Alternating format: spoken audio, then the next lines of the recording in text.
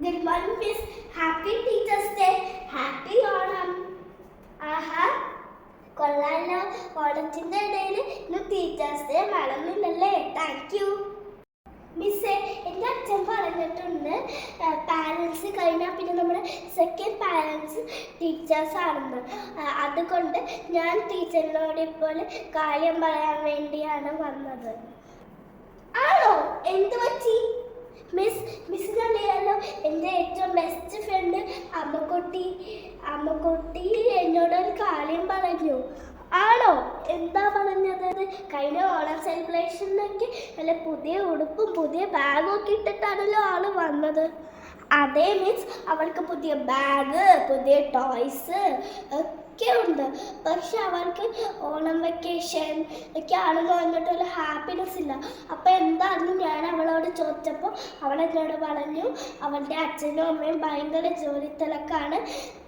തിരക്കാക്കി കഴിയുമ്പോൾ അവൾക്ക് റിലാക്സ് ആവാൻ വേണ്ടി റീലും ന്യൂസും ഒക്കെ കാണും, അവരുടെ കൂടെ ടൈം സ്പെൻഡ് ചെയ്യില്ല എന്ന്. ശരിയാണ് രോഹി. കുഞ്ഞുങ്ങൾക്ക് എത്ര ടോയ്സും എത്ര ഉടുപ്പും ഉണ്ടെങ്കിലും അവളുടെ പാരൻസിൻ്റെ കൂടെ കളിക്കുന്നതാണ് ഇഷ്ടം. പാരൻസ് അവളുടെ കൂടെ കളിച്ചില്ലെങ്കിൽ അത് അവൾക്ക് ഭയങ്കരമായിട്ട് വിഷമമാകും. ഞാനൊരു കാര്യം ചെയ്യാം. ഞാൻ അമ്മക്കുട്ടിയുടെ അച്ഛനോടൊന്ന് സംസാരിക്കട്ടെ. അവളുടെ വിഷമം എന്താണെന്ന് അറിയാമല്ലോ. അമ്മക്കുട്ടിയുടെ അച്ഛൻ വരൂ. Good morning miss. രോഹിയുടെ അമ്മ എന്നെ വിളിച്ചായിരുന്നു. രോഹിയുടെ അമ്മ എന്നോട് കുറച്ച് കാര്യങ്ങൾ പറഞ്ഞു. അത് പറയാനാണ് ഞാനിപ്പോൾ മിസ്സിനോട് വന്നത്.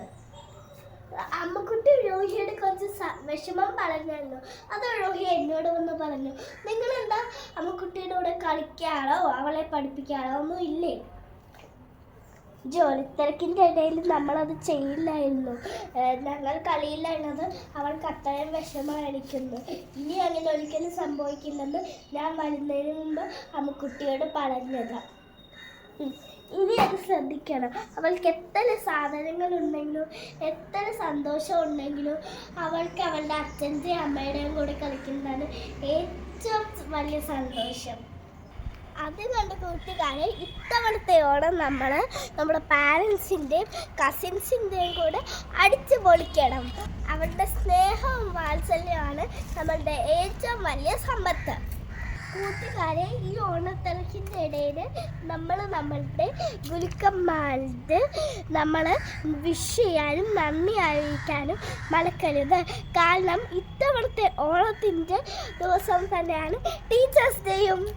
എല്ലാവർക്കും എൻ്റെ ഹൃദയം നിറഞ്ഞ ഓണം ആശംസകൾ. ബൈ.